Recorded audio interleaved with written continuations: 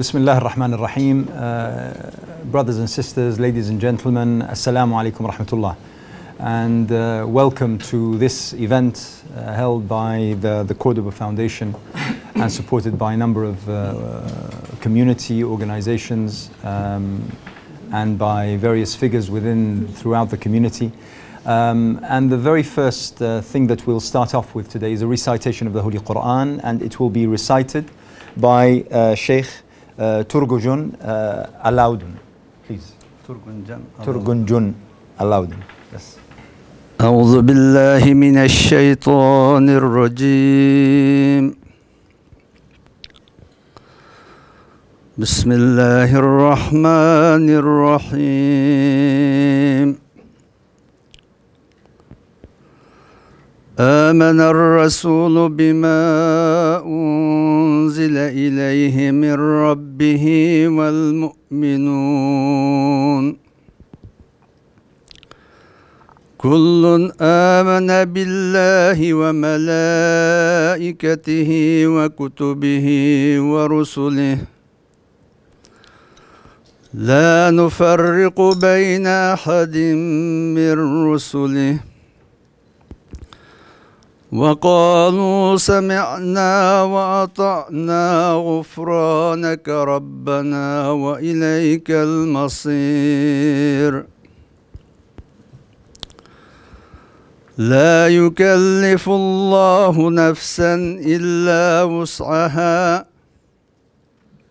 لها ما كسبت وعليها ما اكتسبت ربنا لا تؤاخذنا إن نسينا أو أخطأنا ربنا ولا تحمل علينا إسرا كما حملته على الذين من قبلنا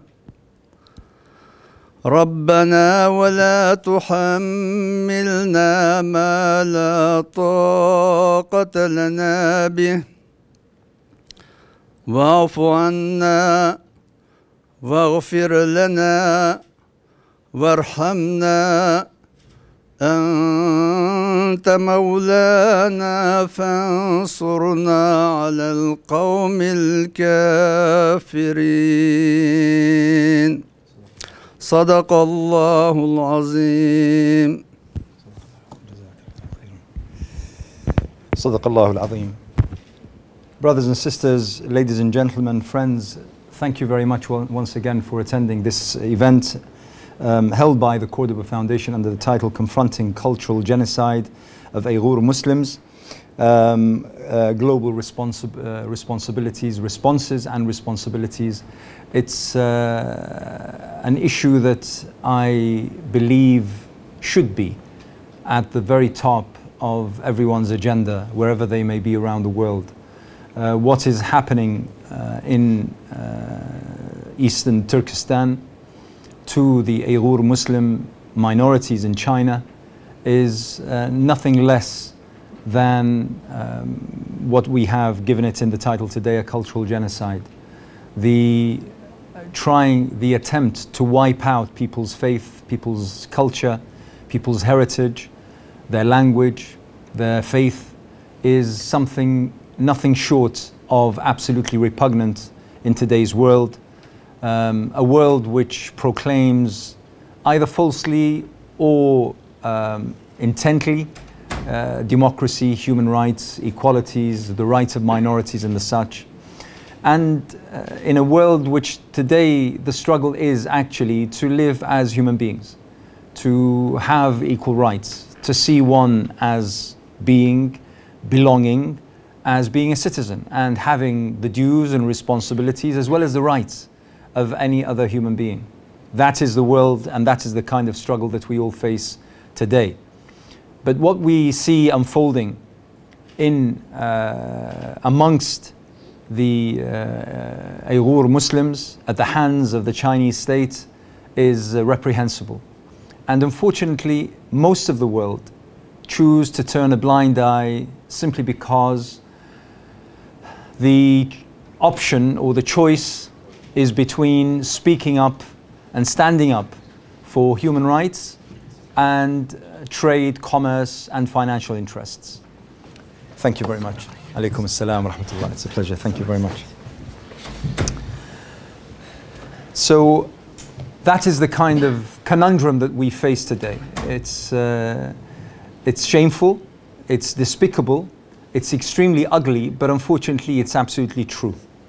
Only a few months ago, and as the world was reeling from the news that a regime in the Middle East actually took it upon itself to butcher a journalist, literally butcher a journalist.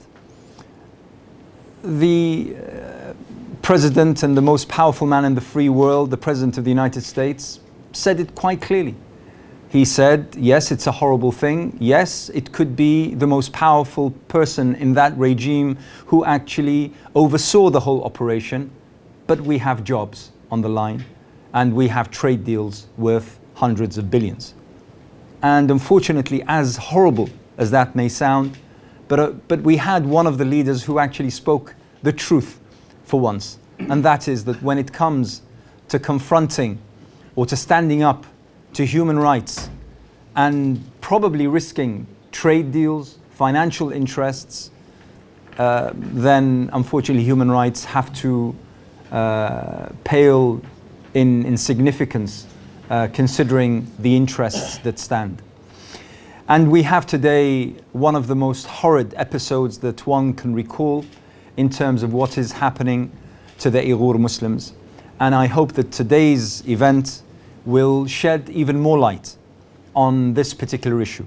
By the way, one absolutely baffling thing is that upon doing the research for this event, we tried, and I have to thank my colleague, Dr. Abdullah Faliq, for his work in putting this together. We tried to list the countries who had spoken in favor of the Uyghur Muslims and those who supported China. And it baffled us that virtually every Arab and probably Muslim country, virtually every Arab and Muslim country supported the Chinese. I mean, you can name them. They're there in black and white, whether it be Saudi Arabia, Egypt, the United Arab Emirates, Kuwait, Qatar. You know, at first I thought that there was some sort of error, that we did something wrong in terms of our research, but unfortunately it turns out to be absolutely true. And you know, to be honest, I will just leave that there. I don't know how to comment on something like this, so I'll just leave it just for your information. Now, I'd like to start off by just saying a few things about the Cordoba Foundation and our interest in this particular issue, as well as other issues of similar nature. The Cordoba Foundation was founded in January 2005. So we're coming up to our 15th anniversary. And throughout those years, we have, inshallah, we take immense pride that we have stood by all causes and cases that have human rights at the heart of them. We have stood up for rights of humans, whoever they may be. We have stood up for democracy. We have stood up for freedoms. We have stood up for equality. And we have distinguished amongst none. We support those causes, and therefore we have come under immense attack by powerful regimes who'd rather we stay quiet. Many of you who have followed our work will know that our bank accounts were closed a few years ago, that we, in terms of our personnel, are attacked, myself and my colleagues also at the Cordoba Foundation, are attacked incessantly by fairly powerful, rich, wealthy nations and, regimes, simply because we speak out. We have been accused of masterminding the Arab Spring, and you know, we did no such thing. But if we're going to be accused of allowing people to speak their minds, to enjoy democracy and freedom, then so be it. You know, we don't mind that particular accusation. And this is, again, one of the causes which we are not only proud of supporting, but we feel an immense sense of duty to support, simply because we see the likes of those Arab and Muslim regimes who ought to stand by fellow Muslims against an oppressive regime, but do not. And we find it our duty and our responsibility to shed light on such causes which others would like not to be mentioned and not to be highlighted. We had an event here in this very center in the big hall downstairs a few months ago. And it was extremely well attended, probably by up to 1,000 people who came that day. And we had a huge panel of speakers, particularly from the Uyghur Muslims. And it was an immense, quite an incredible event, which was attended even by the Shadow Foreign Secretary, Emily Thornby, whom we wish all the best because she had an accident on her bike a couple of days ago. So we send our wishes for a speedy recovery. She was there, and we had many support from across the political parties in the form of individual MPs, MEPs and the like. And we look forward for more of such support so that we can continue to highlight this particular issue. I'm grateful to our speakers for joining us today, and I'm grateful to all of you who have chosen to forego your Sunday afternoon and to spend it discussing this issue of immense importance. This event, as I opened, is organized by the Cordoba Foundation, but also supported by the London Muslim Centre, the Muslim Association Britain, and the UK Uyghur community. And particular thanks to our colleague and the community leader, Aziz Isa Alkun, for his help in also putting this event together. This event is being live streamed through our YouTube channel, and we welcome your visits to our Facebook page and our website. We look forward to your comments, and also for you looking for the updates on events and certain issues that we write upon, we issue publications on, and we speak about openly, publicly, and strongly, inshallah. So without further ado, I'd like to leave the main table for our two guests today, and I would like to return firstly to Sheikh Turgunjun Alaudun. He is the chairman of religious affairs at the World Uyghur Congress since 2004. He was born in Shahyar, county of East Turkestan. He studied Islam at the Royal Madrasa in Kashgar. From 1986 to 1988, he worked in Shahyar County government as a religious affairs officer. Having performed Hajj in 1988, he graduated from Egypt's Al-Azhar University, where he studied Islamic studies from 1989 to 1999. In October 1999, he settled in Germany working for the East Turkestan Uyghuristan National Congress. So over to you, Sheikh. Bismillahir Rahmanir Rahim. Alhamdulillahi Rabbil Alameen. Wal aqibatu lil muttaqin. Wa la udwana illa ala zalimin. Wassalatu wassalamu ala rasulihi Muhammadin wa ala alihi wa ashabihi ajma'in. Amma ba'd. Ben aslida Arapça hazırlap kelgan. Qarsam bu yerda ko'pincha qarindoshlarimiz har xil davlatlardan kelgan qarindoshlarimiz ekan. Shuning uchun buni o'zimning ona tilida so'zlamoqchi bo'ldim. Mening do'stim Aziz tarjim qilib berdi. I apologize. My original presentation prepared it's Arabic, speak to Arabic, but I realized actually we have truly here's a British Muslim, all ethnicity, all background. So I tried to that case I'm going to speak in Uyghur, my own language, and my friend Aziz is going to translate for you directly. Ben Germaniyada yaşayotganimiz uchun inglizchani toza yaxshi o'rganamidik. Shuning uchun biroz vaqtingizni ortiq olib kelsak, kechirsizlar.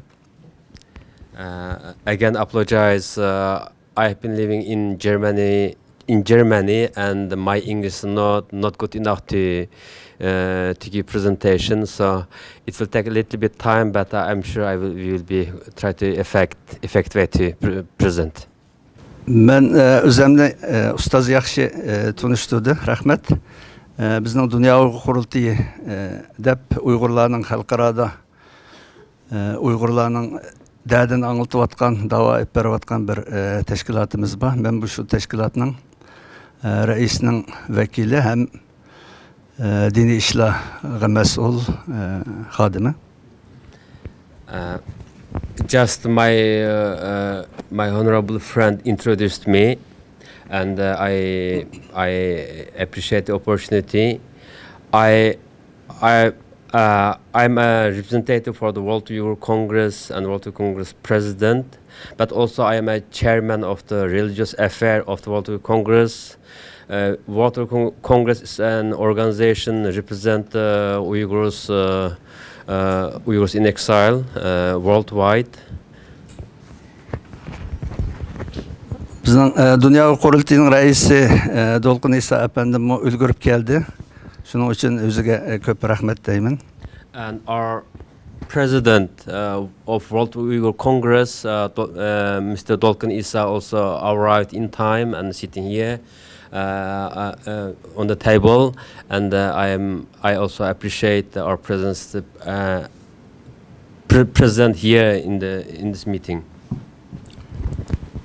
Bu yığınni uğurlaştırıp bizning derdimizni anlatış üçün fırsat yaratıp bergen bizning Cordoba Foundation'a ve London Müslümanlar Merkezi'ne, Angliya Uyghur Cemiyeti'ne ve Britanya Müslümanlar Cemiyeti'ne alayida rahmet eytimen ve bizni anlaş üçün, derdimizni anlaş üçün kelgen qarindoshlarımizga barliq er ayal qarindoshlarımizga rahmet eytim. I also would like to thank all of you who spent your Sunday came here to listen to us, as well as Cordoba Foundation, who which gave the opportunity to organize this event, and along with the London Muslim Center, Muslim Association of Britain, and also Uyghur community in the UK. They did much organizing this today's event. I would like to express my gratitude. Endi teminin özüge kelsek, Xitay hakimiyeti 1949 yılı vatanımız Şarkı Türkistan'ı işgal kılıp algandan buyan bu zeminning haqiqiy egileri olan Uyg'urlarga qarshi her türlük kişilik hukuk depsendişlik siyaseti yürgüzüp geldi. Now now I'm going to talk about our topic. I would like to tell a bit history of our region. East Turkestan is a country occupied by Chinese communists since 1949, and since then Uyghur people, and along with other Turkic people, subject many forms of oppression, discrimination. Irqi ayrımçılık, dini erkinlikni cheklash ve til medeniyetini yo'qotish qatorliq assimilyatsiya siyosatini yurgizib keldi. They systematically carried out banning Uyghurs to speak their own language and practice their religious belief and exercise their culture, and many forms of their national identity were banned, and they try to implement a kind of forced assimilation policy. Xususan Xi Jinping hakimiyet beşiğe çıkkandan keyin O'rta Osiyoni ishg'ol qilish arzusini ishga oshirish uchun bir yo'l, bir belvog' planini o'tirg'a qo'ygan Xitoy hokimiyati Sharqiy Turkistondagi Uyg'ur va boshqa yerlik Turkiya millatlarini bu planni amalga oshirishning yo'lidagi bir to'siq deb qaradi.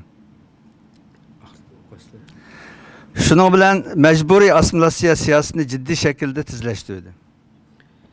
Since Chinese President Xi Jinping came to power and he personally initiated an international project called One Road, One Belt, and that project's main aim is extend that project throughout Central Asia, and but its core aim is to assimilate Uyghurs, because they believe Uyghurs are distinctive people, different from Han majority, and they try to they regard Uyghurs as an obstacle of their expansion, and try to forcibly assimilate Uyghurs. Xitay hakimiyetining irqi tozalash siyosatini men tövendeki bir qancha temada xulosalab o'taman.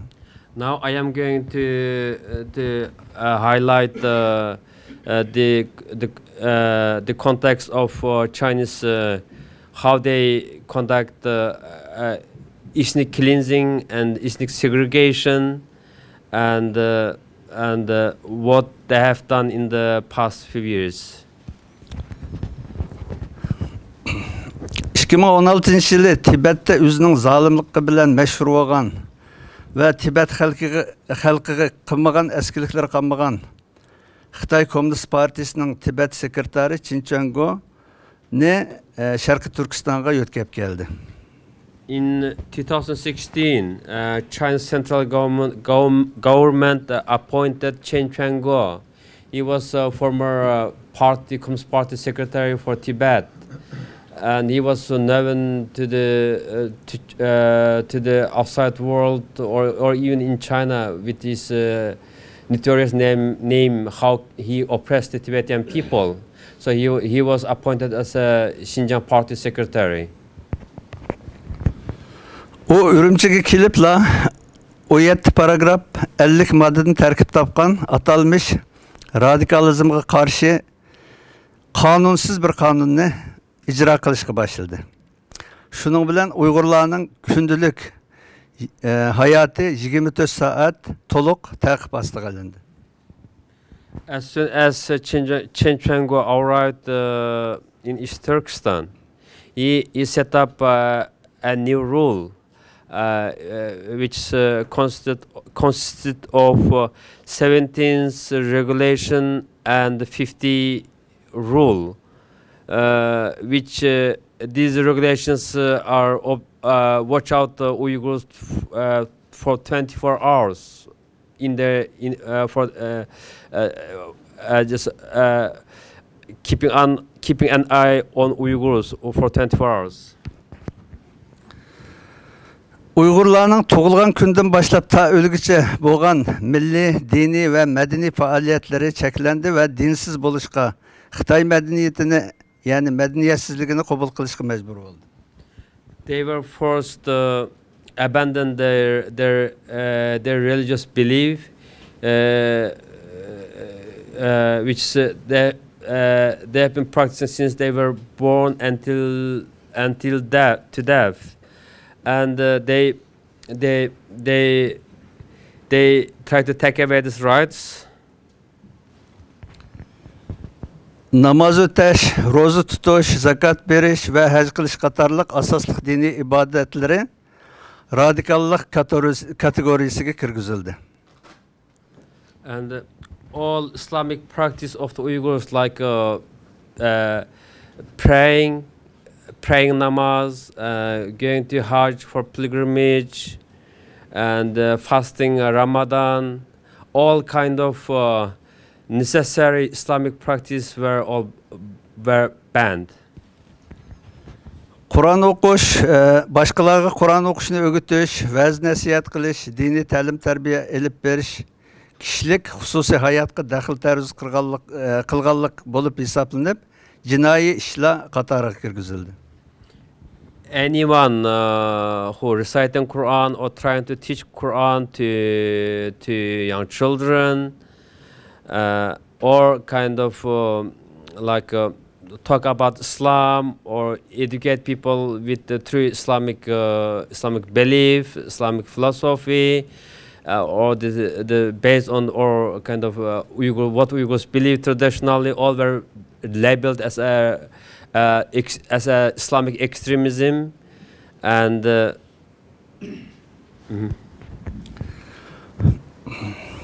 Müslüman balalarını Xitaylaştırış üçün yesliden başlap Xitay tilida ders berishga başladı. Xitaycha kiyim kechak giydirish, Xitaycha naqsha aytqizish, changchila o'ynatish qanot yaydirildi. The Uyghur children or other Turkic Muslims children in East Turkestan, they became one of the main target by the Chinese authorities. They were forced to dress like Han Chinese, sing like a Chinese revolutionary song, and they are not allowed to speak in their own language. They have to speak, even the little children, to speak Mandarin Chinese. İslami qayda yo'sullar bo'yicha nikohlanish, ajrashish, bolalarga azon o'qib, musulmoncha ism qo'yish, meros bo'lishish, vafot bo'lganlarni yerlikka qo'yib dafn qilish qatorliq butun diniy faoliyatlar cheklandi. All religious activities of the Uyghurs were banned, like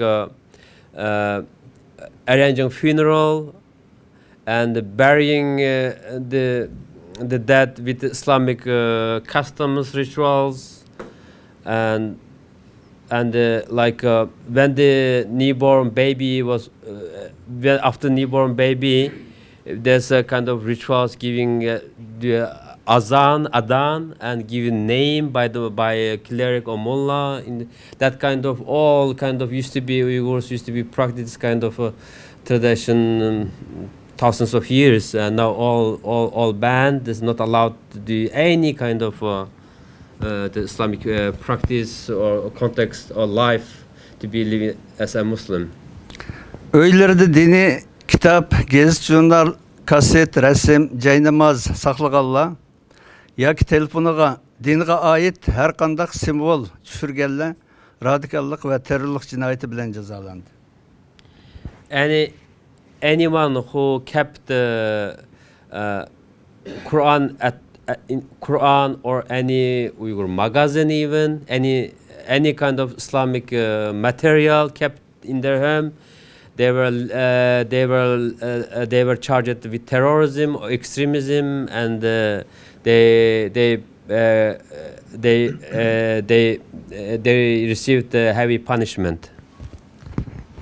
Xitay hakimiyeti yuqorqi qilmishlari orqali Sharq Turkiston musulmonlarining insoniy haq huquqlarini og'ir darajada dafsanda qilish bilan birga tövandagi ijroatlar orqali texmi og'ir darajada insoniyatga qarshi jinoyat sodir qilyotdi. Chinese government not only committing these crimes, but not only this area. They are also committing even worse crimes, crime against humanity. And now I can talk about how which area they are now committing crimes against humanity. Sharqiy Turkiston miqyosida 1800 dan ortiq atalmış qayta tarbiyalash lagerlari qurib 3 milyondan 5 milyongacha gunohsiz insonni so'lvelib faşistlarcha balki uningdan eshib tushadigan Xitoycha qiynash usullarini ishlatib qiynamoqda. In East Turkestan, now we have identified at least more than 1,800 concentration camps, Chinese called re-education camps throughout in East Turkestan, and they locked up from 3 million to 5 million Uyghurs and other Muslims, and they all rights taken away. They were tortured there using a kind of Chinese kind of style of the horrible torture, and people are suffering in these camps now. Bu insanların normal yaşaş bu insanlarını normal yaşaş hukukudan bütünley mahrum kılgan halda, yani uykudan, normal uzuqlanish, davolanishdan, tazliq qilinishdan, demelishdan mahrum halda 24 saat Xitoy Kompartiyasini madiylaydigan naqshlarni anglashga Xi Jinping, Mao Zedong qatorliq Xitoy rahbarlarining safsatlarini anglashga majbur qilindi. These people in Chinese concentration camps, they were deprived from food, from sleep, and or just provided very little food, and they sing song and learn about work or speech from what Xi Jinping or Mao Zedong said. They basically their rights to live as a normal human being was taken away, and they became prisoners. Lager sırtıda kalganlarga Xitoy bilen atalmış koşmak tuqqan buluş siyasetini mecburlap tengip, her bir ailegi birden Xitoyni o'rinlashtirib, Uyghur ailelerini o Xitoyni bekishga zo'rlamoqda. Qabul qilmagan aileni milletçilik, radikallık qalpıqı bilen cezalamoqda. And now the people outside the concentration camps, they are not left alone as well. They set up a kind of being a relative, a kind of a policy. Being relative policy is like Uyghurs to be to call Han Chinese as my relative, and they invite the government specifically arranged every Uyghur family must hold one Han Chinese, sleep with them together, and eat them together, and they are actually sent by the government to spy on Uyghur families. So it's if Uyghurs refuse to accept Han Chinese as their relatives, then they will be labeled as extremism or this kind of punishment, and they will receive, and they will be also sent to the concentration camps or to the prison. 2016 yıldan başlap Şarkı Türkistan halkının chet el bilen bolgan beriş keliş, telefonlashish, email yazish, xat aloqa qilish qatorliq har qanday aloqasini butunlay uzib tashlagan Xitoy hokimiyati chet elda tuqqani bo'lgan yoki chet elga ish, sayohat, tuqqan yo'qlash, o'qish, haj qilish va boshqa har qanday bir sababdan chiqib kirgan har qanday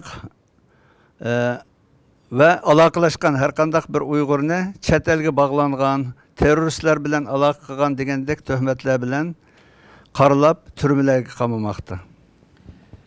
Since 2016, all communication Uyghurs between home and abroad was cut off. Like Uyghurs in abroad not allowed to visit their family at home in East Turkestan, or refusing to give them visa, or there's cut off any kind of telephone call or email communication. All forms of communication were cut off.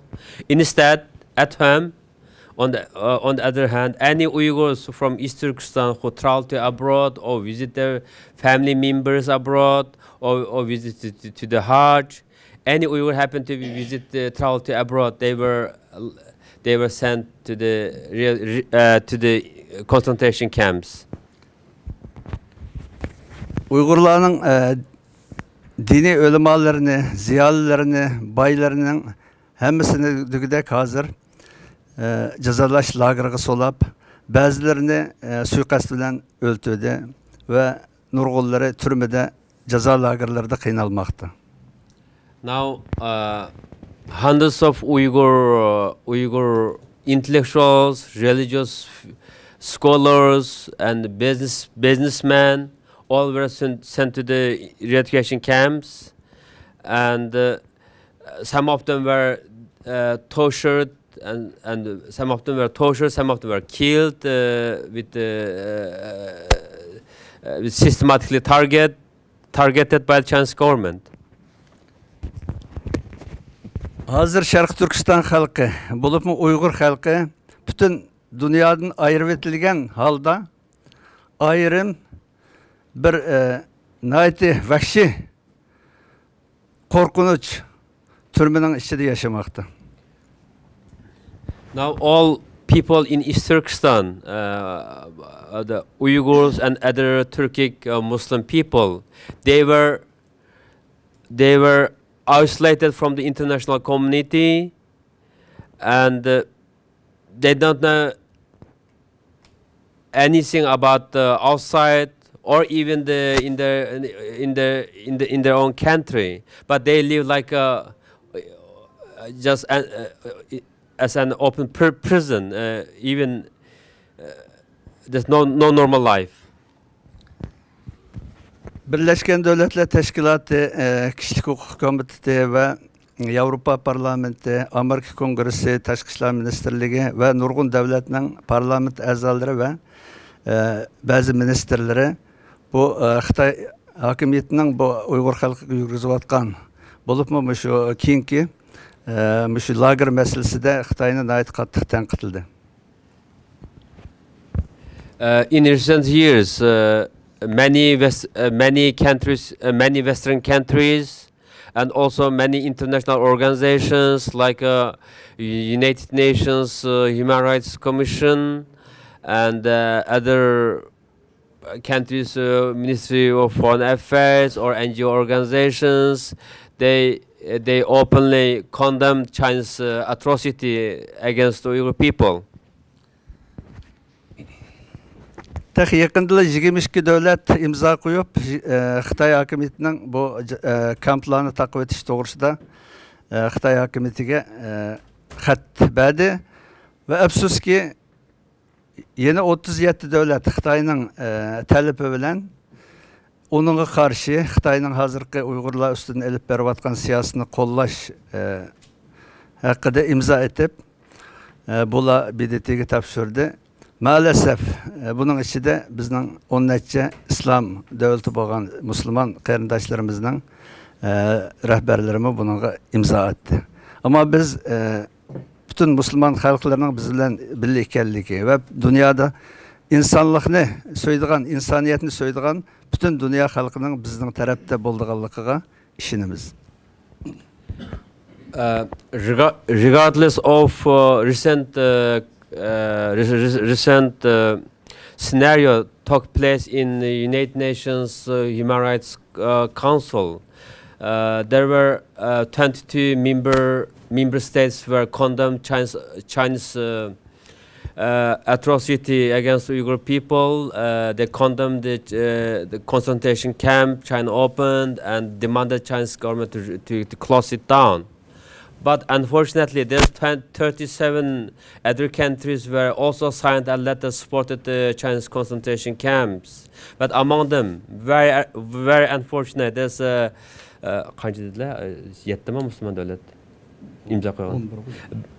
there's 11 Muslim countries leaders also signed on that letter supported Chinese concentration camps. Bizning bu oturga qo'yganlarimiz, bu deganlarimiz ne mubalag'a deb o'ylab qolmanglar. Bu taxi eng az bir qismini so'zlayapmiz. Buning dalil isbotlari, mayli rasmlar bo'lsin, videolar bo'lsin, guvohchilar bo'lsin, hammasi biz chet elda tepiladi. Aramizda bor materiallar bor. Biz uni sizlarga ko'rsatalaymiz va Xitoy hokimiyatining hozirgi islom dunyosi bilan bo'lgan ko'rinishdagi yaxshichaq bo'lish şeklideki aldamçılık siyasetiga aldanmaslıklarını ümit qilaman.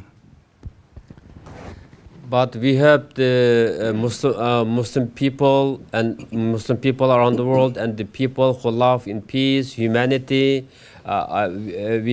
We also believe they are stand for the Uyghurs, and there's and I want to say there's no exaggeration at all. This is we have evidences, we have many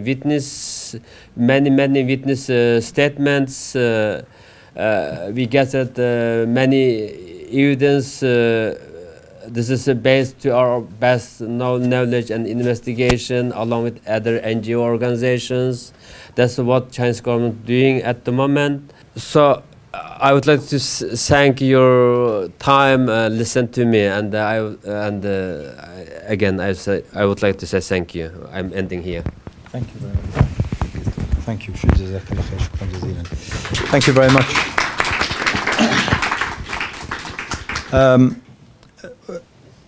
Although our speaker took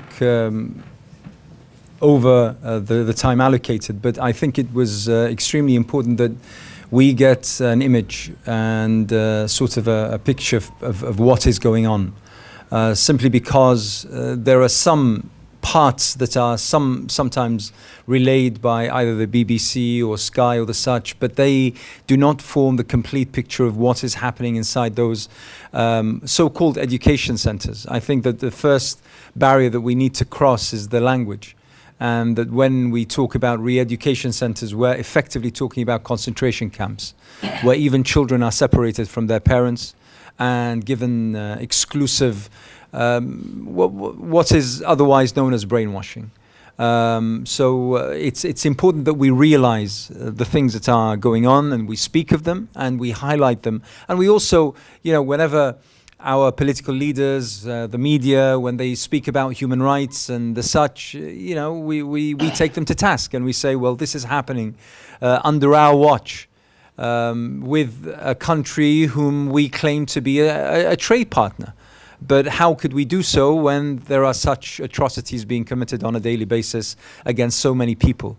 Without further ado, I'd like to introduce our second speaker today, Mr. Dolkun Isa. He's the president of the World Uyghur Congress and the vice president of the Unrepresented Nations and Peoples Organizations, UNPO. He is a former student leader of the pro-democracy demonstrations at Xinjiang University in 1988. He was recognized for his efforts in raising awareness of the human rights situation facing the Uyghur people and for calling for greater democracy and freedom in China by receiving the Victims of Communism Memorial Foundation's Human Rights Award on 30 March 2016. Mr. Dolkun Isa, please.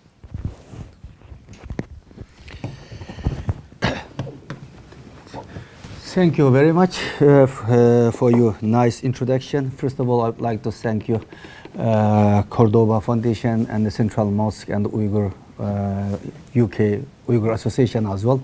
Particularly, I thank you all attending and listening to us today, because wonderful weather today. It is not easy to find such a weather in London, as I know. So, and you spend the time with us, not spending with your family. So I thank you very much. Well, I don't know how many of you already heard the Uyghurs and of course, is the Turkmenjan allowed a little bit talking about the current situation in East Turkestan for the Uyghur Muslim, but how many of you already know the background, where is the East Turkestan, who is the Uyghur? How many of you know this? Can you raise your hand? Okay, thank you. At least maybe 30% knows, another 70%. So that's why I would like to talk a little bit background information. Who is the Uyghur Muslim? Where is the East Turkestan? It will be benefit to understand the Uyghur situation. Yes, who is the Uyghurs? Uyghurs is ethnically Turkic-speaking people and living in East Turkestan. We call East Turkestan. But official Chinese government called Xinjiang Uyghur Autonomous Region. And we are Sunni Muslim. Population is, according to the Chinese census, and 11.6 million. By Chinese official statistic, but we believe more than 20 to 25 million Uyghur living in East Turkestan, another 1.5 million Kazakh and some other Turkish-speaking Muslim living in this country. And around more than 1 million on the 1 to 1.5 million Uyghur living in Central Asia, Kazakhstan, Kyrgyzstan, Uzbekistan, and this country. This is the Uyghurs, because most of them people saying is how you Uyghur is maybe and it looks like China, because China is most of time saying is Xinjiang is a part of China from the ancient time, all the times they are lying. But and this is the Uyghur man and the woman and the Uyghurs children. It is we are completely, because we don't have a similarity with the Chinese people, culturally, language, everything. We are completely different. This is the Uyghur culture. You know, we have very rich 12 muqam and the cultural heritage. It was the one of the cultural heritage was the UNESCO. It is the head cap of the. We have such a 40 different of doppa head caps. This is the Uyghur food. You know, lagman, polo. I don't know you have ever tasted Uyghur food. There is, as I know, in the London have 3 Uyghur restaurant. I can recommend it. You will go there because very delicious Uyghur food. You know, it is the lagman. It is the noodle, spaghetti. Today everybody knows the spaghetti from Italy. It's wrong. This Marco Polo brings this food from East Turkestan to the Europe. You trust me, tortilla, everything. There is no Italian guys, I hope. Well, it is the East Turkestan. Where is this located? It is the west north part of China, and we have borders among them 10 countries: Russia, Mongolia, Kazakhstan, Kyrgyzstan, Tajikistan, Afghanistan, Pakistan, India, Tibet, and China. And we have territorial size 1.828 thousand square kilometers. It is mean 5 times less than Germany, maybe 7 times less than UK. I don't know. Yes? Okay. And there is a Turkestan homeland of mainly Uyghur and other Turkish-speaking people like Kazakh, Kyrgyz, Uzbek, Tatar, and the Tajik. But this country occupied by Communist China in 1949. Since 1949, we are colonized by the China. And since the occupation is Turkestan, Chinese government has continually population transport to the area. It is being minority and the assimilation policy. 1949, Chinese population is East Turkestan around 300,000. It is just 3 to 4% hold the population.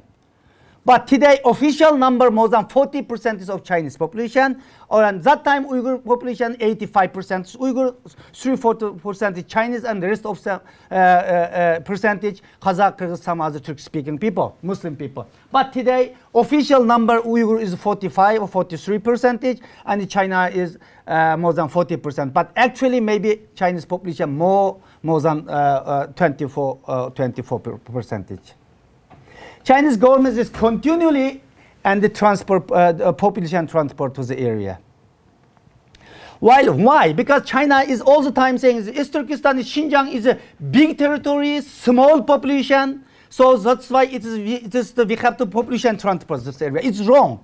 We have such big territory, 1.828 square quadrat kilometer. But it is only 4.6% is inhabitable area. Rest 96% is uninhabitable area. Because it is the 3 mountain, Altai mountain, Tangratang mountain, Kulum mountain located in this area. And the second large desert after Sahara, Taklamakan desert located in this area. That's why very limited water resource.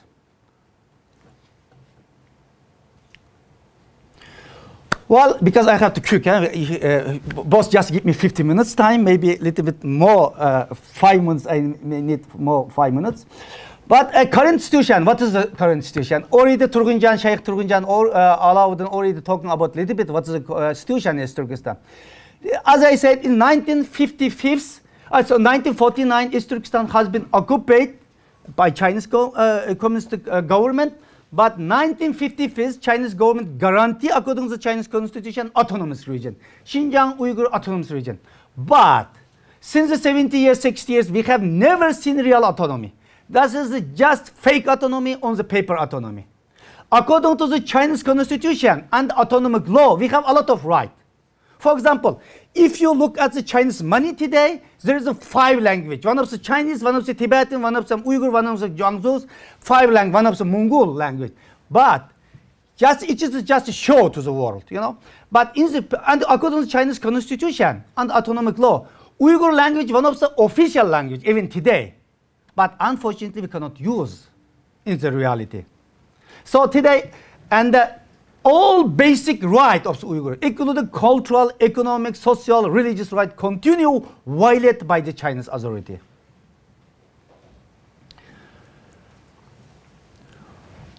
2009, 5th July, because most of some people, maybe some of them already follow up is concentration camp, so-called eradication camp issue to the Uyghur Muslim.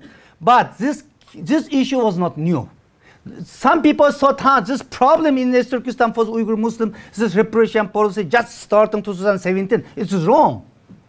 This policy, if we can look, this is a long-term policy of the Chinese government. I just give some example. 2009, 5th July, just 2 weeks ago, worldwide, we commemorate 5th July 10 years anniversary of the 5th July massacre. July 5th, 2009, Uyghurs' peaceful demonstration cracked down by the Chinese government. According to Chinese statistic, according to Chinese report, 197 people were killed within 1 day. 197 people. But since the 10 years, so many Uyghurs eyes witness already escaped to Europe, United States, Germany, even UK. They reported this at least more than 1,000 people. Some say 2,000, some say 3,000. We don't know exactly, but definitely more than 1,000 people were killed that night. Because after the 9 o'clock in the night, Chinese government cut all the electricity and all the telephone communication between East Turkestan to the outside. Then they make dark and just killed all the people within the night. So this is the, you know, after this demonstration was massacre was killing, Amnesty International published a report, Human Rights Watch, a lot of international organizations published a report on this case, and even, you know, United Nations special reporter on religious belief and religious high benefit. Also 2014 warned Chinese government stop to the general cultural genocide and persecution towards Uyghurs. But Chinese government continue ignored all kinds of international warning. Well, yeah, we come back to the current situation. 2017, millions of the Uyghur Turkic people in the so-called concentration camp, you know, so-called eradication camp. Actually, it is 21st century concentration camp, you know. Today is a Chinese harsh policy towards the Uyghur, and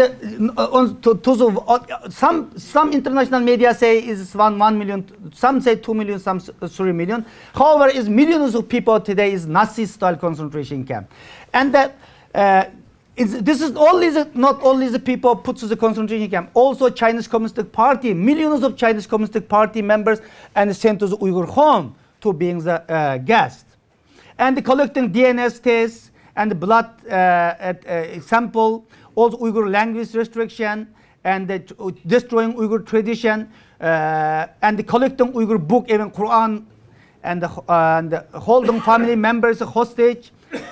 Yes, such a things was going on. This is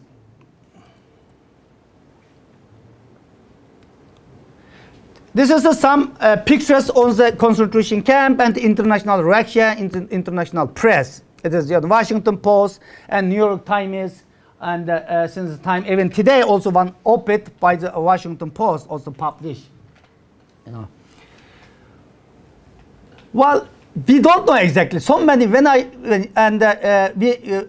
to different of country and part of the world, and we talking about this case. Most of the people ask how many camps exist in this Turkestan. We don't know exactly. But one of the Chinese students, whose name is Xiao Zhang, who studied in the Vancouver, British Columbia University in Canada, and last March I met him in Canada as well.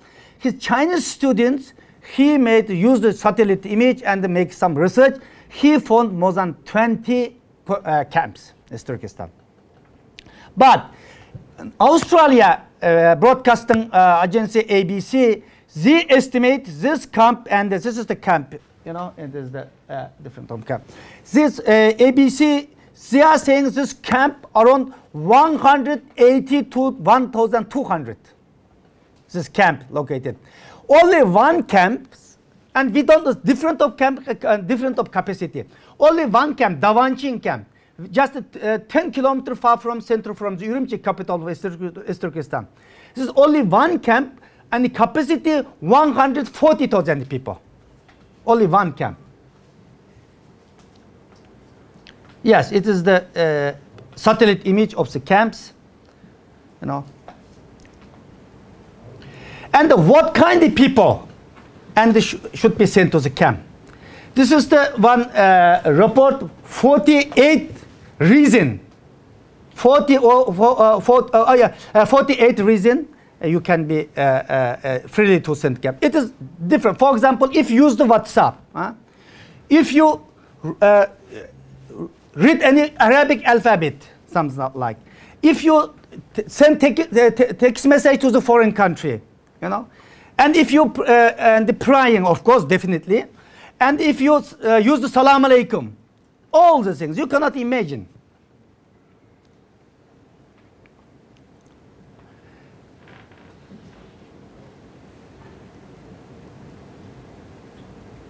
Yeah, it is saying is people is, and 1 to 3 million people, and some, and State Department, U.S. State Department, and reporters saying up to 2 million people is a concentration camp, and the Pentagon, in beginning of May, they reported up to 3 million people is already camp. But some Uyghurs say is already 5 million, some say 4 million. We don't know exactly, but definitely from 1 to 3 million people is this concentration camp today. And this is what kind of people in the camps, you know. It is not only religious people or just the so-called Chinese calling the terrorists or violent. Every kind of, every single Uyghur not feeling safe today. This is the one pictures, official pictures of Chinese media reported a couple of months ago. It is the pictures, look. It is the old intellectual. This is the first one, Dr. Tashplatif, who is the president of the Xinjiang University.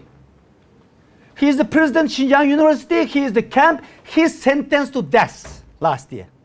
Can you imagine? And the next one, Halmurat Ghupur, who is the president of Xinjiang Medical University. He is sentenced to death, but 2 years suspect today. And Ilham Tohti, who is the very well-known, this year also nominated for the Nobel Peace Prize. Nobel Prize. His daughter just last week talking about the ministerial meeting. I just coming back from the Washington to the ministerial meeting, ministerial advance to religious freedom. And the Pompeo also, and the President Trump also meet her daughter last week. And he also just to make a suggestion to the Chinese government how to solve the problem. Actually, he helps a lot the Chinese government, but he's sentenced to life today, the professor. This guy is a professor. For example, this old guy, Abdikarim Rahman, who's my professor. I study Xinjiang University. He maybe now it is almost 90 years old, more than 80 or 90 years old guy. He is the concentration camp today. You know, but Chinese government all the time saying, well, it is not concentration camp. It is vocational training center or technical assist center, something like. Actually, this professor no need to training.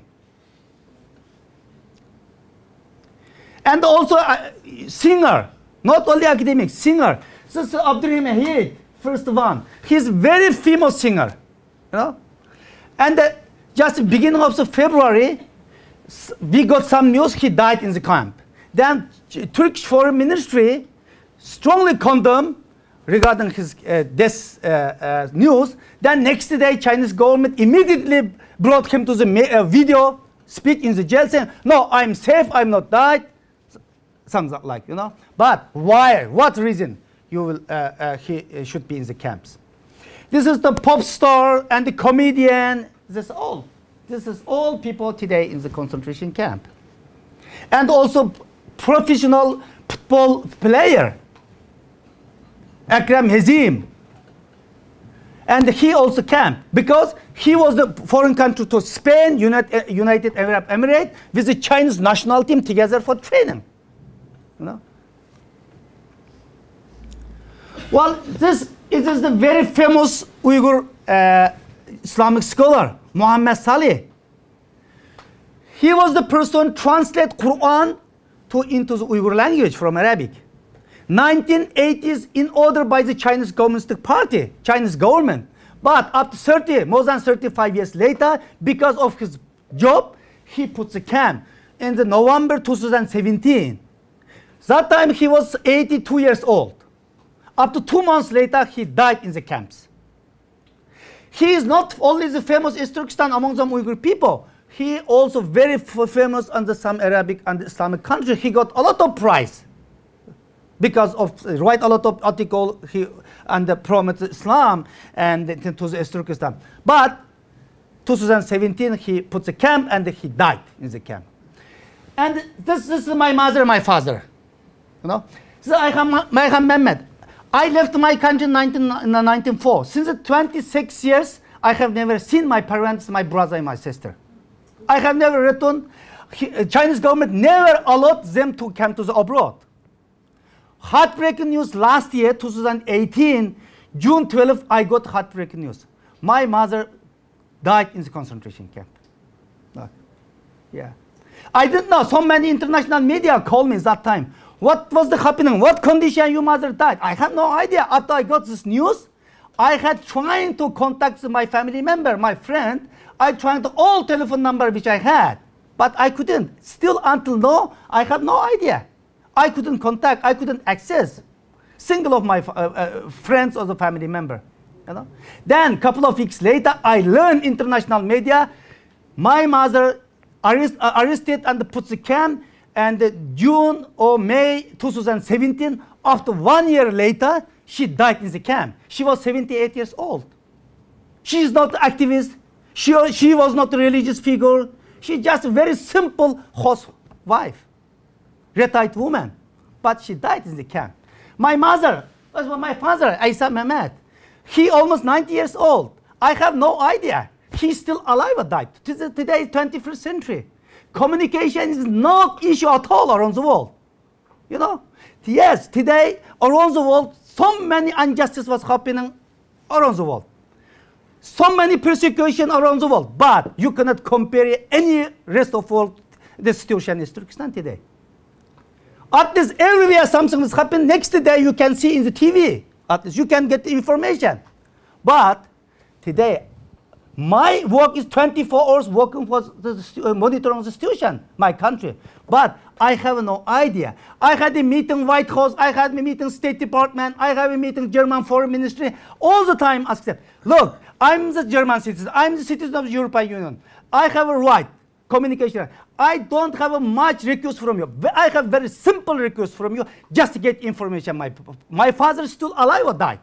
How many people in my family is still alive or died?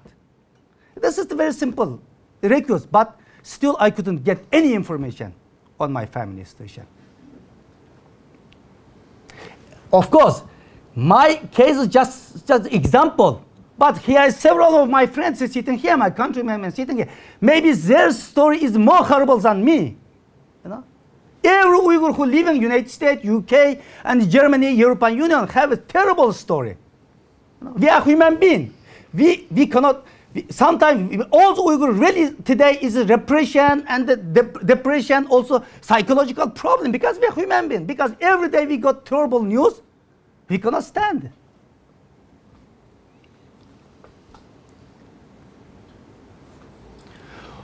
Well, and also this concentration camp, not all the adult, also today is the Uyghur children also suffering. Maybe some of them already watched it just a couple of weeks ago, just 2 weeks ago. BBC reported very wonderful report on the separation of Uyghur children to the family. And just one month before, and the BBC also reported another 2 documentation. Please, you watch it. Look, this is Uyghur children. This is some parents already concentration camp. And it is saying bitter winter. One of the news, internet news organization, bitter winter reported around 400 to 500,000 Uyghur children already and separate from family to brainwashing indoctrination today. Orphanages. It is the one picture. It is the official by the Chinese government. And sending, as I say, sending millions of Chinese Communist Party members sent to the Uyghur family to be hosting. Look, Uyghur men mostly in the concentration camp, and the Chinese men sent to your home. You cannot refuse. You know, if you refuse, no, I cannot host you. Then you are radical, you are terrorist. Immediately put the camp. That's no choice. Then the Chinese man coming to the Uyghur women together, cooking together, you know, staying together. It is a situation today. And so many rape was happening. You cannot accuse. You don't have a right to accuse. Turgunjan already talking about religious persecution. I don't talk back, but just to give you some pictures, some evidence. Look, this pictures. This is Chinese government during the Ramadan time. It was not happening in 2017. It was happening in 2015. These pictures. This is Chinese government is official news agency published this report, and gathering all the Uyghur imam in front of the mosque to dance, forced to dance. Look, and this also it is Heitka. It is more than 500 years history, largest historical mosque in the Turkestan located in Kashgar, but today is closed. Just to turn the museum. Then in front of the mosque, the people forced to dance, insulting your religious dignity. And demolish 2017, 2018, within 1 year, Chinese government demolished 3,000 to 5,000 mosques. You look at, this is the minaret of the mosque. This is the 2015, this is 2017. Today you cannot find this mosque, completely demolished. You cannot find any sign of this mosque. Look, this is all the mosque in the hand, such a band, like this, Aidang Aigwa. I love Chinese Communist Party. I love Chinese Communist government. You have to, everywhere. This is a mosque, inside the mosque, Chinese flag. Everywhere. But unfortunately, this is all pictures 2018, 2017, 2016. Today you cannot find this mosque at all. Yes, this destroyed all the mosque and things. And every morning, before you start the class, you have to wave, saying, this food, this water was given by Chinese Communist Party, by Xi Jinping, president of Xi Jinping. This food, this water was not given by God. You know, you have to wave, swat before the start class. You have to show your loyalty to the Chinese Communist Party and the President Xi Jinping. And even today, how you dress decided by the government. You cannot choose yourself. Even look at on the street. If you long dress and cat your clothes, you can find it. This world sees so many dictator regime, Nasir regime, but any terrible regime also never decided what do you eat, what do you dress. Because Turgunjan already talking about forcefully to eat the pork to the Uyghurs. Even you vegetarian, doesn't matter, you have to eat. During the Ramadan time, Chinese government and during the competition, look at, this is the beer and the alcohol drinking competition. It was 2015. During the Ramadan time, Chinese government organized this. So, and I told already, Uyghur language, one of the official language in the region, East Turkestan. But, yes, according to the Chinese constitution, even today, I talked several times United Nations Human Rights Council. I raised this issue, but Chinese mission immediately, oh no, according to the Chinese constitution, Uyghur language, official language, Uyghur people can enjoy its mother tongue, blah, blah. Yes, on the paper, still, and according to the constitution, Uyghur language, still official language. But in the reality, beginning 2004 from the university and stopped the Uyghur language. Step by step from 2006, from kindergarten to the university, all is the Chinese language today. And this is the official, and the document of the Chinese government banned to the Uyghur language. This is the start from the Khotan. Khotan is the area 95% even today's Uyghur population. From Khotan, saying is the 2017 1st of September, completely banned Uyghur language. Even school children cannot talk each other mother tongue during the break time.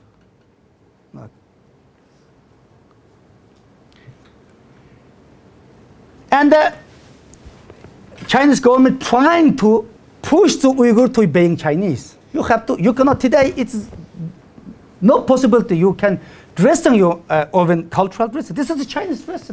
But this is also Uyghurs. Uyghur children, Uyghur women, look.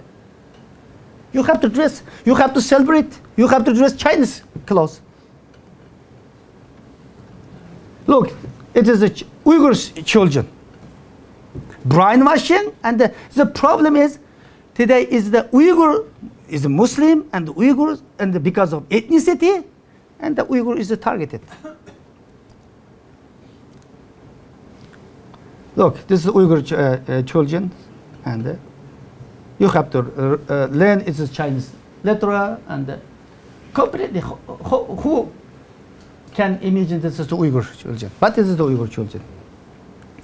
And another worst case, forced marriage.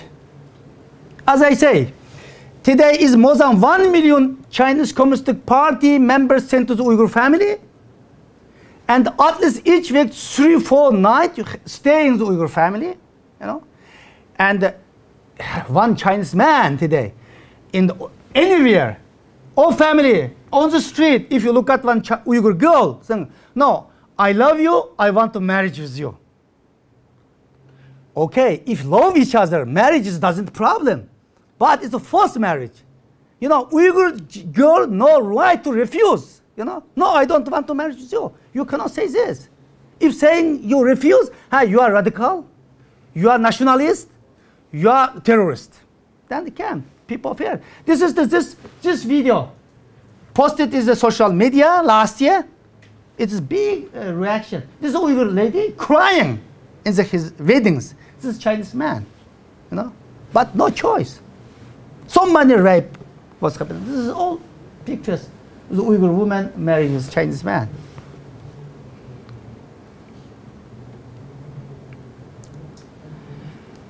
And I told you, Chinese government also collects book, not only historical book. Today is it, and the historical book is completely forbidden.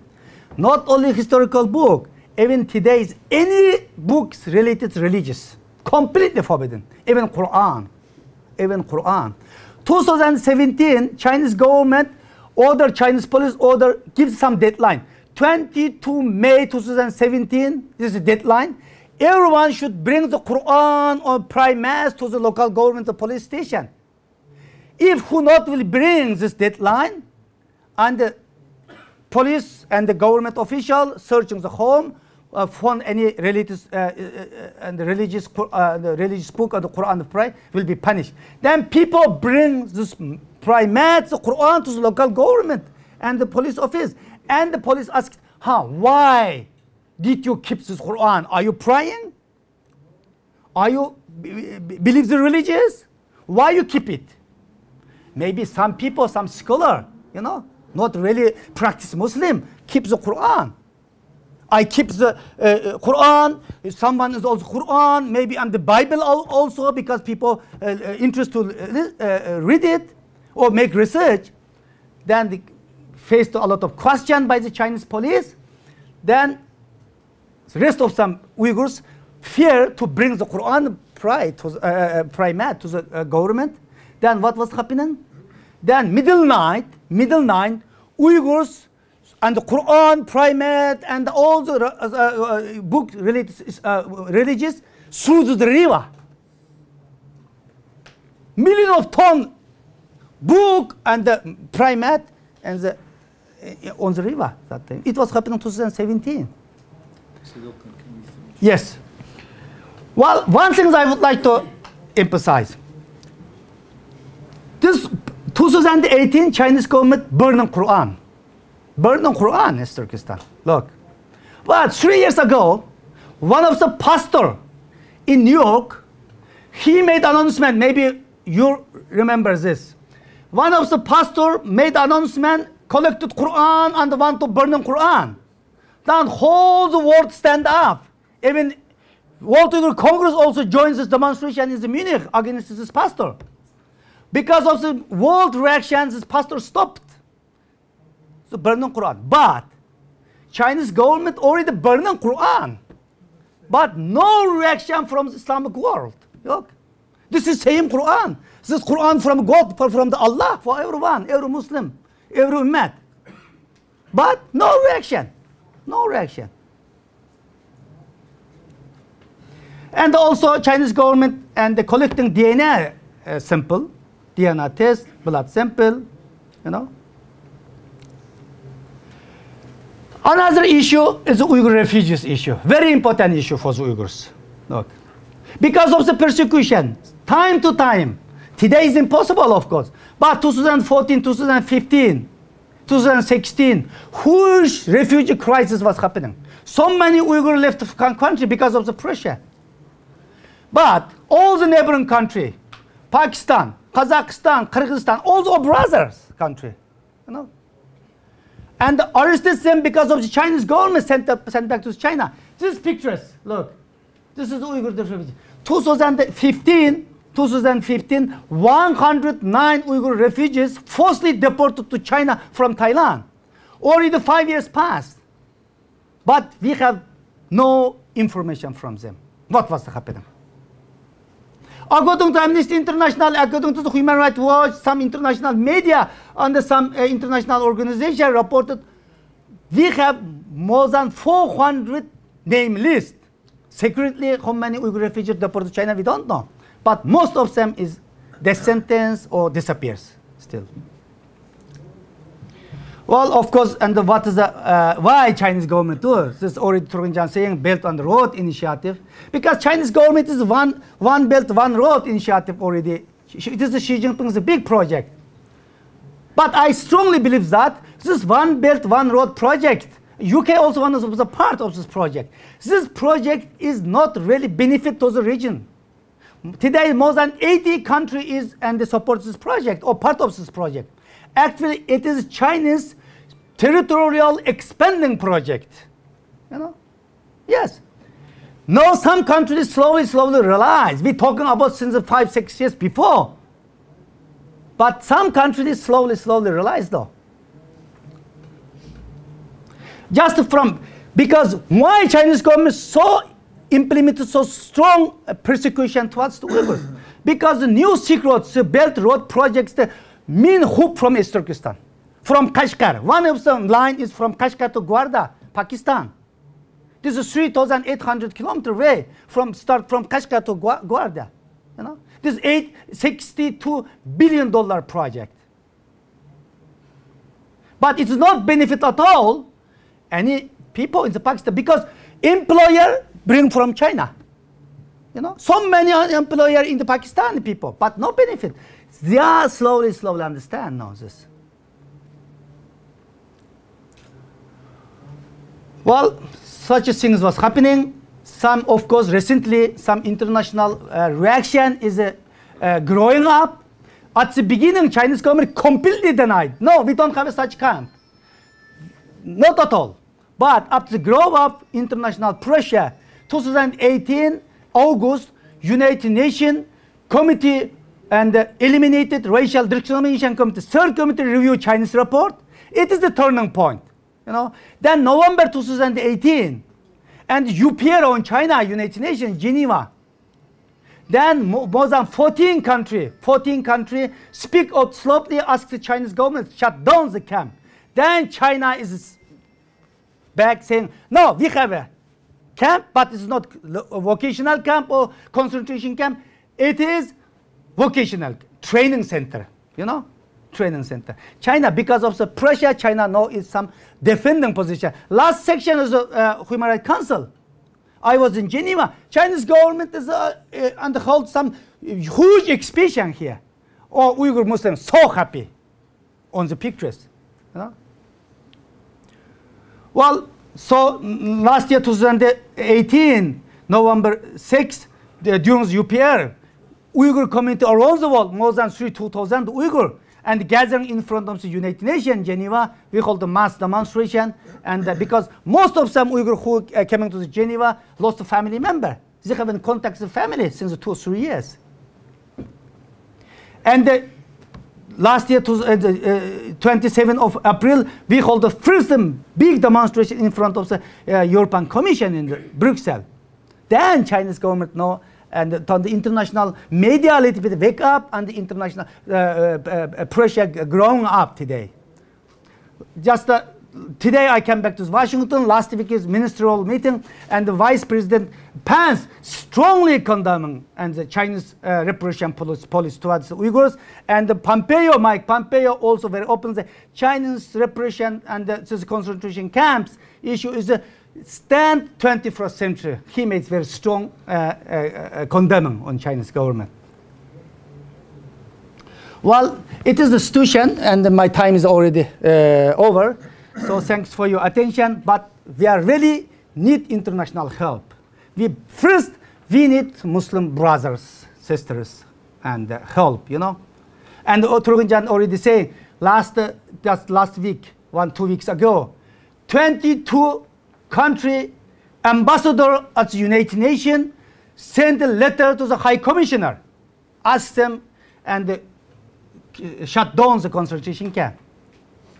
But unfortunately, not single Muslim country in the 20 country. No single Muslim country. Look, all European country, Canada, New Zealand, Australia, Canada, Japan, and this.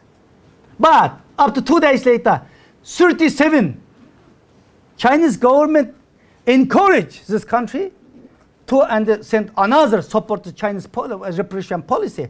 37 countries sent another letter to the High Commissioner office. Among them, 16 Muslim countries. Look, Pakistan,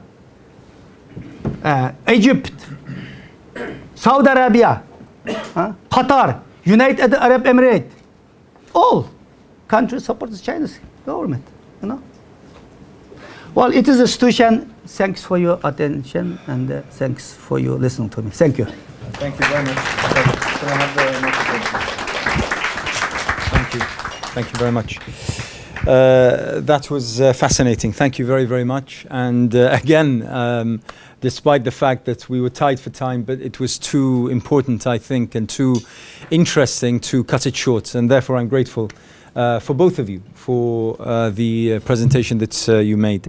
Now, we have a little bit of time, I have to say, not much, but a little bit of time, maybe about 10 to 15 minutes, for any questions. I'd like to say comments, but really very, very brief and short comments, because I think that we've basically heard everything we need to know about the situation, as well as also at the very end, and this is quite helpful, about the kind of activities, the kind of publicities, the kind of promotions, the kind of lobbying and the such that is taking place. So maybe questions and a little bit of very, very brief comments for anyone who would like to raise their hands. So the question is whether there's an APPG, an all-party parliamentary group on the Uyghur here in Westminster. Well, yes, and next week, 24th of July, this Thursday, this APPG organized and the Pacific one hearing and the event in the UK Parliament. And it is the, I think, first time. Who is the chairman? Do you know which MP? Yeah, Yasmin Qureshi. Yasmin Qureshi. She organized. So that's something to follow up. Yeah.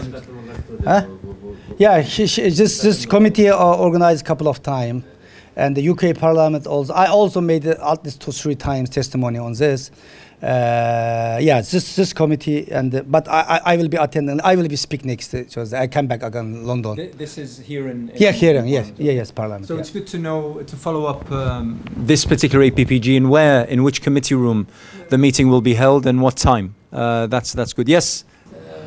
Okay. So which of the main political parties are actually supporting this cause? Well, I'm not similar for the which party, but some party already involved a lot. Maybe my Isis can talk. Maybe many of you are aware Labour Party. Yes. They are champion of supporting the Uyghurs. So we have been working since last year with the Labour Party, trade unions, workers' rights. Maybe you are aware of these parties. That only Labour, yeah. Okay. Can I just say that, and as I opened, we had in the public meeting that we held a few months ago, we had Emily Thornberry, who is the the shadow foreign secretary, attend the meeting. But we also had support and a representative from a Liberal Democrat MP, and I believe I forget his name, but I believe that he was the very first person to raise a question in Parliament for the government to answer regarding the Uyghur. So we might not have a political a party stand or a policy from the Liberal Democrats, but we do have a very strong voice from within the Lib Dems that actually raised the issue of the Uyghur. This was the first time about in 2015 or 2016, I believe. Yes, Rahima. Paul Reynolds. Thank you very much. Yes. Correct. Correct. And he attended our meeting. That's yes. Alistair Carmichael. That's the MP. Thank you very much. Excellent. Fantastic. Okay, the brother over there. Is there anywhere, any website where we can get this information so we can distribute it around the community? And as you're aware, there's a lot of people from maybe Pakistani community who have good links to China. They don't want to hear these stories. So is there a way we can get that information across to different communities so they're aware of the situation that's happening? Thank you for your question.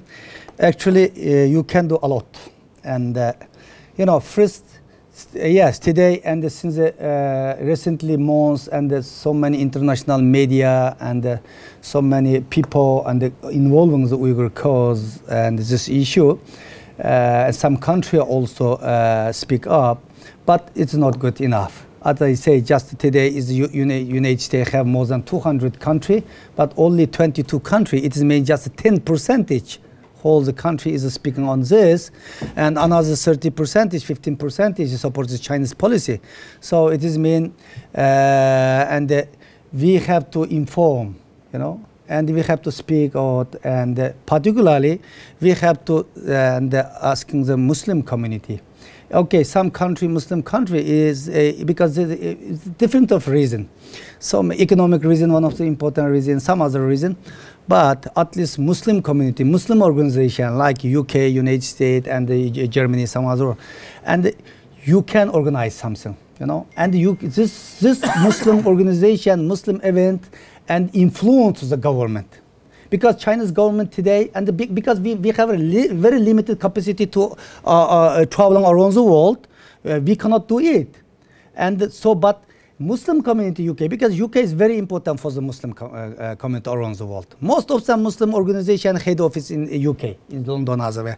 If you organize such a seminar, it is very good. I thank you very much. And also, you can thinking. Last couple of months ago, I came to the London. I had a meeting, some Muslim leader. I visited some mosque as well. We had a meeting. And if we organize a mass demonstration here, we did. 2 times, one is 3 times. One is Washington, this year is 6th of April, and one is last year's European Commission, one is Geneva. If we can organize, you have such capacity, maybe 10,000, 15,000 Muslim people gathering in the London, China should be okay. Then this is definitely, I believe, that some positive influence to the Muslim country as well. This is the you can do it. Yeah. And second question, I forget. I'm a little bit getting older. About the information that you presented here, is there somewhere where we can get this information and present to the community? Yeah. And this is our contact address, you know. And we are going to set up an office in London as well. And we have friends here. We are going to maybe within 1 or 2 weeks we are start a small office here, because London is very important. So, and however it is that we have World Uyghur Congress website and the Twitter and the Instagram. You can contact, and also World Uyghur Congress website. You can get any information. You can contact my office, and we can provide contribute any information if you need. Thank you. I think we will, I'll take one more question and then I will have to close. So one more. Thank you. Something of ourselves. Well, it is, here is we have organization, UK Uyghur Association. Yes, and the basic. And the World Uyghur Congress is the umbrella organization. And the UK Uyghur Association, World Uyghur Congress, we can also, and part of system organization, but mostly, and Muslim organization who based in London, maybe, I don't know, maybe one, two, three, you can take some initiative and first organize some organization committee, all together 50-20 Muslim organization coming together. If you're ready, I come from Munich to join us, or representative can join us, then we can prepare together. It's partly aimed at the Yeah. Cordoba Foundation. Yeah, maybe. On this particular point, I mean, we have amongst the supporters today, besides the Cordoba Foundation who's hosting this, but we also have the London Muslim Centre and the Muslim Association of Britain. And I believe that those organizations and many, many more, if this is properly coordinated, will come and will co-organize or co-sponsor a public demonstration such as this. A point that I'd like to highlight, and whilst it's important, as our speaker and as virtually everyone here has alluded, it's important for Muslim organizations to come together and highlight this cause. But this is by no means an exclusive Muslim issue.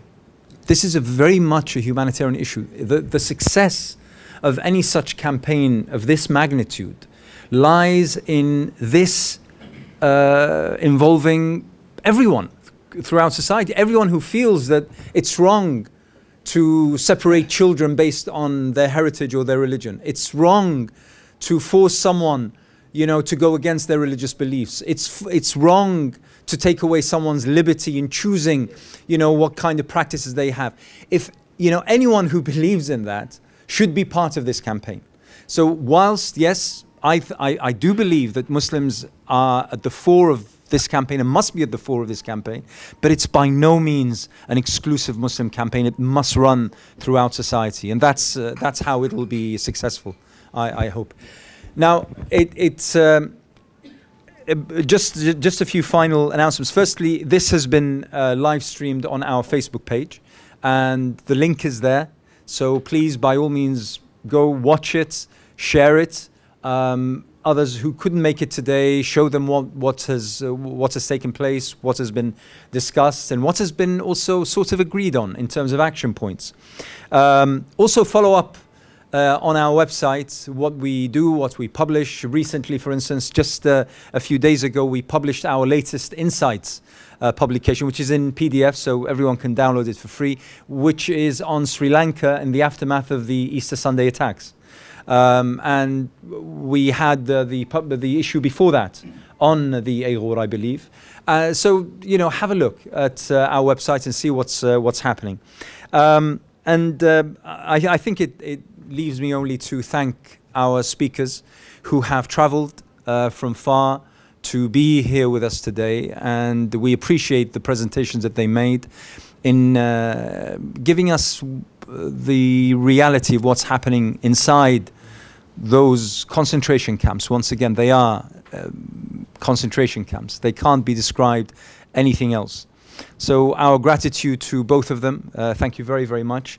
And I'd like to also thank all our friends from the Uyghur community who have also come and blessed us with their presence today.